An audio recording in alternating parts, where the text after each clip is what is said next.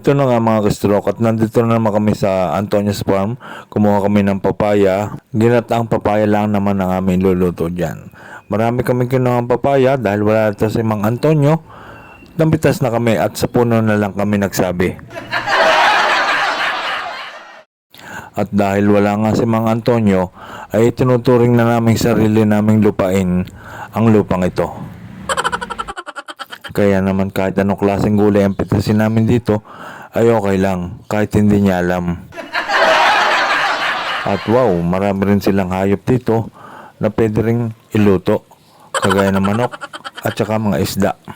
Ito na nga mga ka-stroke, nakasalang na ang ginataang papaya. Hindi ko na pa pinakita mga sahog niyang iba. Pero lalagyan po natin yan ng tuyo at yan po ang magsisilbing asin niya. Yung pong tuyo ay binili po namin yan sa labas. Hindi po yan kay Mang Tonyo. Mga ka-stroke, yung pong ilalagay natin na tuyo dyan, ayan po ay inihaw na. At yan po ang magsisilbing asin ng ating ginataang papaya. Napakasarap naman talagang kumain dito sa bukid. Lalo na kung dito mo iluluto at dito mo pipitasin ang mga sariwang gulay nang hindi alam ng mika niya. Kita nyo naman ang malunggay, oh. Napakadami.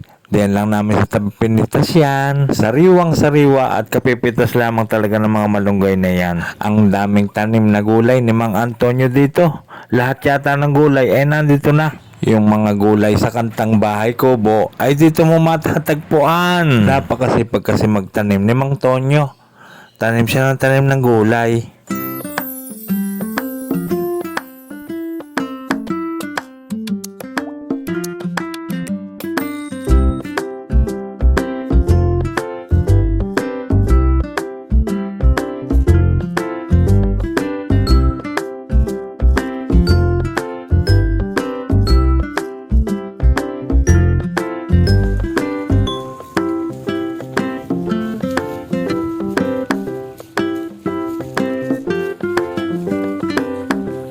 May alaga din siyang tilapia dito.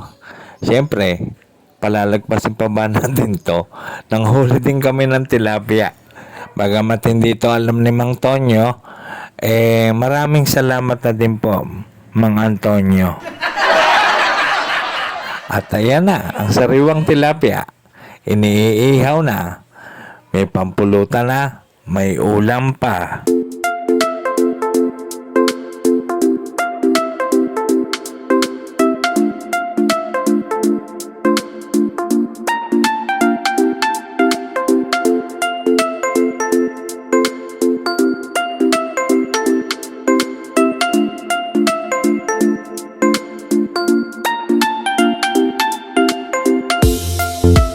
At syempre, hindi na naman tayo papayag na wala tayong buko juice. Isa-isa. Isa-isa lang.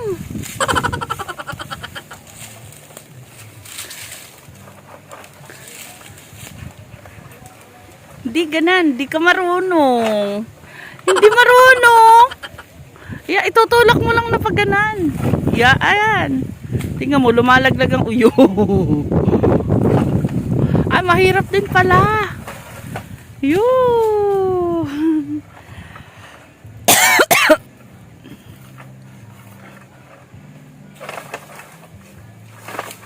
Yun.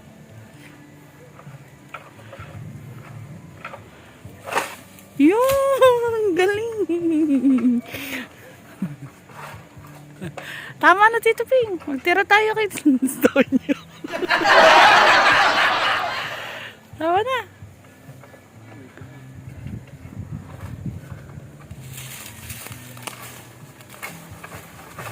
Yun. Ayan na. Pinupulutan na ng tropa ang tilapia. Pero hindi tayo mag-uulam yan. Mas gusto ko pa rin ang tuyo pag kumakain sa bukid. So guys, ito na po. Pero hindi po kami kumuha ng tilapia. Tapos ito po yung ginataang papaya na may malunggay. Yan. So, kain na po. Napakasarap kumain dito sa bukid. Ano? Nakita mo ang paligid. Kanina.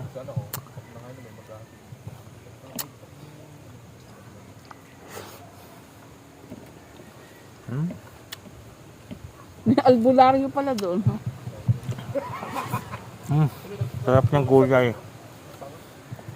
Tapos ang katanya niya. Dalaga ng dahon din, yung malaki, mami. Ibig sabihin mo, iipit sa panyo. Lawlaw. Mas kabagay kasi ang lawlaw kasi tilapia. Taklob. Taklob ng kalyero. Nasa guba. Kinakain Walang masyadong plato.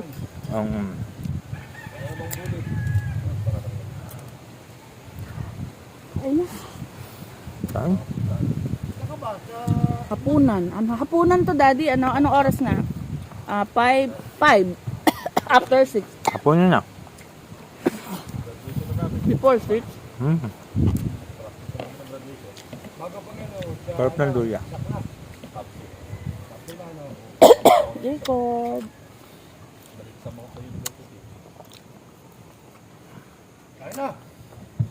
Kanya. Tapusin mo. Sarap. Ano na?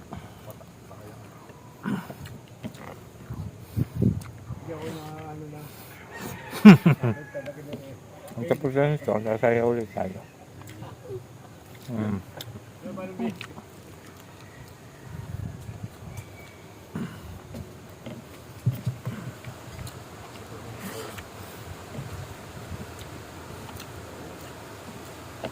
Konti lang kanin. Kunti lang. Dapat mas marami ang Gulay. gulay. Okay na. Okay na.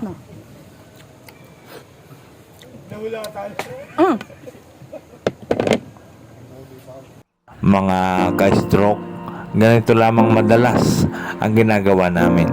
Lumalabas kami lagi, pero ito ang isa sa paborito kong puntahan ay ang bukid.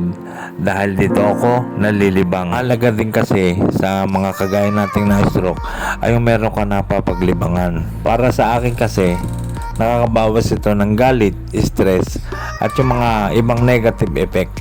Na talagang full of peace of mind ka dito talaga sa bukid. Kahit yung alam mong hindi ka na 100% na kasing lakas ng dati, ay nagiging masaya ka pa rin. Nagagawa mo pa rin ang paraan para maging masaya ka. Naniniwala din naman kasi ako na hindi naman kasi tayo bibigyan ng itaas ng pagsubok kung hindi natin kayang lampasan.